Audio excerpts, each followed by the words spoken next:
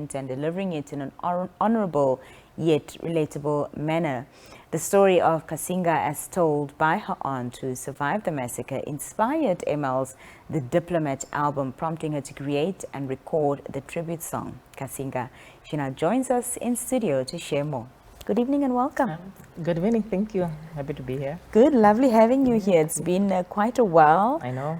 Since we've seen you on the music scene, but it's lovely having you here this evening. Thank you. That was an absolutely beautiful tribute, and I want to talk a bit about a lot of things, shooting the video, the lyrics within the song, you know, the narration that happened there. So talk to us about the inspiration behind the song, because as I mentioned, your aunt inspired the album, The Diplomat, and then the song Cassinga. So maybe let's start there. No, thank you very much. So my aunt, Metunga Mboti, she survived Cassinga, and she was one of the youngest people there. So, I mean, growing up and hearing her story, she always tells us a story.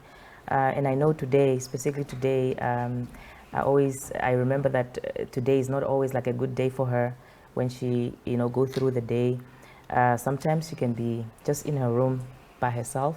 So I think going through such things and sort of picking up how big, and, growing up in independent Namibia, not really fully sort of, we are not really fully taught our history intimately in school. And, just to say that it's a bit more distorted with more things. So it takes sometimes just a second to sort of look and listen and sort of understand where the liberation struggle history come from. So hearing her story, and I think I remember also going with her to Cassinga commemoration days and meeting others survivors, and just looking at somebody who doesn't have like an arm, or who have lost something, and they will show up in a wheelchair, and their story will be that because they were in the Cassinga, the date got bombed, they survived, but most of them have disability, they are living with it today. So for me, it's more of an inspiration of it happened, we might not relate if we're not there, but right here, this is some of the people that have actually survived, and they are with us today.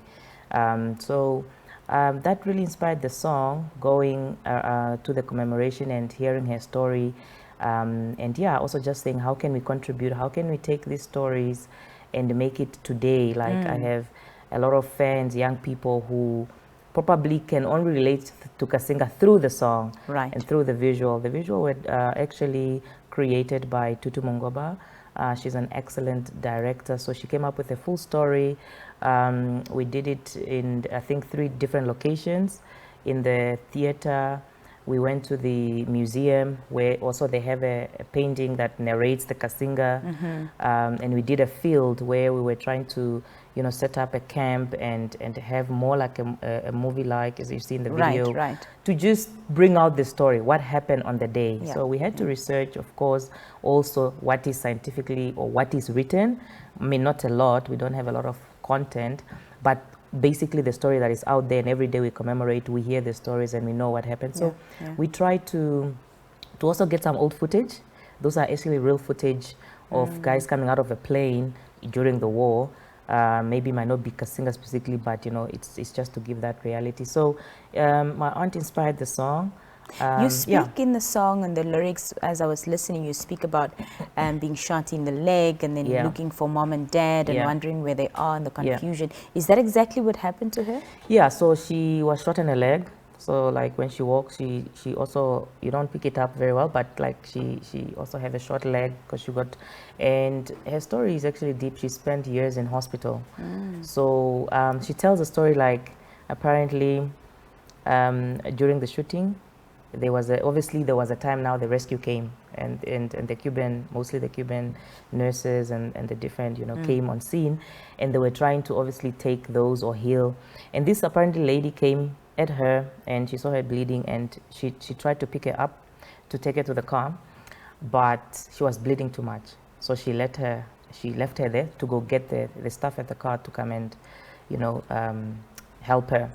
But when she got to the car, the car got blown up. So it's always like, whoa. Wow. Yeah, so that's her story. I think the mama and daddy reflects with the fact that he's a child. So I think as a child in that situation, you're wondering where are your parents, what is happening, and of course, most of them, like, especially with her, they left the parents. Back in the day, people had to sneak out of the country. They had to mobilize themselves, and they were hearing that obviously there's people going out of the country to go fight for the country, and just standing up to the oppression that was happening in the country. And I saw a tweet today by Akadera Momo. He said a very powerful tweet today. He said, it's actually a reflection of young people, for us as young people in the country now to actually reflect that these were young people that left the country to fight for the country, and they died for the country. So it's not just that we died for the country, but young people died for the country as well. And that braveriness of what they had to go through. Yeah.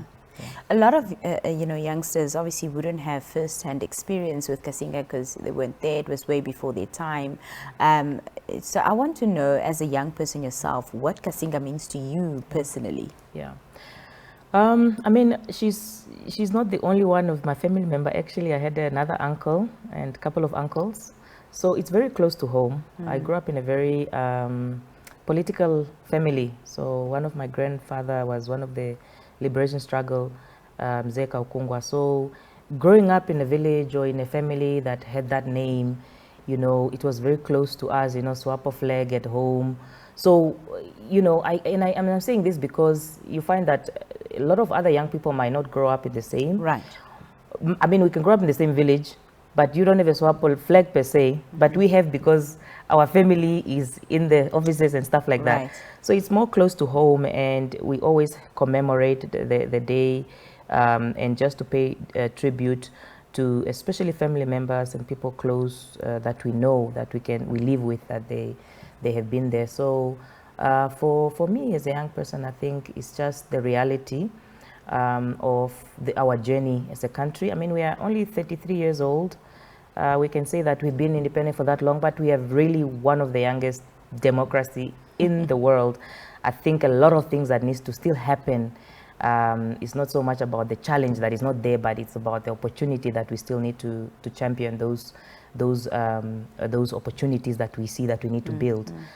So yeah, it's a reality that people came from somewhere, and just to reflect on what was our regime back in the day, oppressive, apartheid. It was a separation. People were put into groups of subgroups, the Damaras, the Hereros, the what. And I think it's very an important conversation for us to have as young people, to say, how do we stop perpetuating the tribalism that brought us together? The reason why we have tribes is because somebody put it there in the beginning, and now we are perpetuating it, and it's part of colonial design. So it's a very topic that I don't see young people engaging in from the rawness of it. We need to understand where we came from, so we can pick up where we can continue. We talk about it's our time to build the economic part of Namibia. Yeah, but I mean, you can't build it without the history, the foundation. So again, we are blessed that we went through an independent country where we went through education. Some of us are first graduates of our family, and our parents did not have the opportunity because of the circumstances that was put in the country. So those are all important reflections of young people and what this day and every other day that we celebrate history means. Very important point you've made, and yes, it is imperative that these conversations must be had, especially amongst young Namibians. And on that note, I want to ask you, do you think that enough is being done to commemorate Cassinga Day? Not really. I mean, I was looking at some clips of the commemoration, and I think it's in the north, if I'm not mistaken. And this is now some of the things, again, you get to a certain stage where you're on holiday, it's a public holiday, but do we have a common sense or common understanding?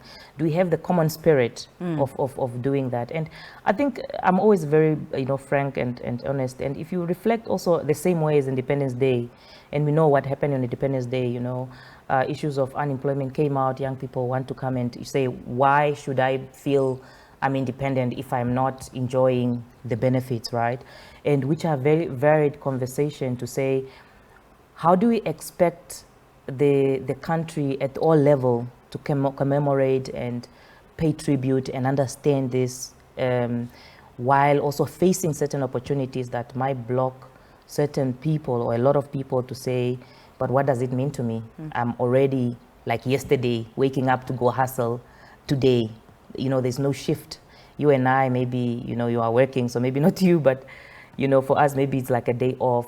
I have an opportunity to have a job, so I am in a different mindset. Right. I want to rest, but the other person might not see it as a day off because they don't have a day off. So it's all those conversations that are currently like dynamics of the country, and that probably require more urgency to address for us to say, how do we celebrate certain days like this as one? Yeah. Yeah. Emma, always lovely speaking to you and lovely Yeah. having you here. But before I let you go, what's next from you on the music front? Yeah, I mean, I have an album out, month out now. So I'm just busy planning some events to bring it out to the people. It's tough. I always say that it's tough. It's always easy to make music, but it's always hard to take it out there and promote it. And so, yeah, I'm looking for different supports, different bookings. I'm available for that. To promote the new album and working on new music coming out. And yeah, just follow me on social media to keep up and in the whole turbulent world. But yeah, we are around and we're ready. Awesome. Yeah. Well, all the best with the success of the new album and your endeavors. Thank you so much. Thank you. Thank you. That was ML speaking to us about her song titled Cassinga, a tribute to Cassinga Day and the happenings of the day, and it was inspired by what happened to an aunt of hers who survived Cassinga Day. That also brings us to the end of tonight's program.